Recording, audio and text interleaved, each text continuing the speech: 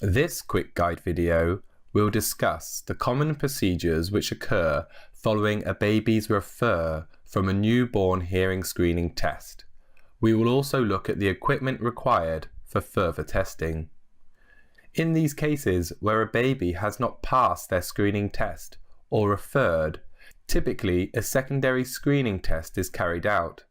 If the baby once again refers, further diagnostic testing is required to take place because at this stage it remains unclear whether or not the baby has a hearing impairment.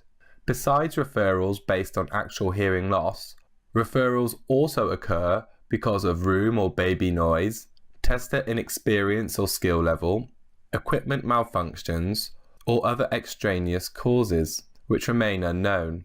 It is also the case that babies may refer in one ear and pass in the other. However, if a baby does repeatedly refer on their screening tests, diagnostic assessment is required.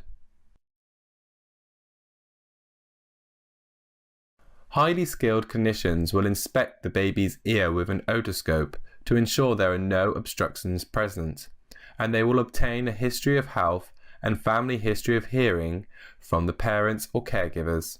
The testers will then go on to a more thorough test battery, most likely again consisting of otoacoustic emissions and auditory brainstem response testing, but with more advanced options than during the screening. Also, objective middle ear tests might be added, which gives greater information about the status of the middle ear. These tests are not screening procedures and will take longer to complete. The diagnostic OAE tests carried out will be more frequency specific.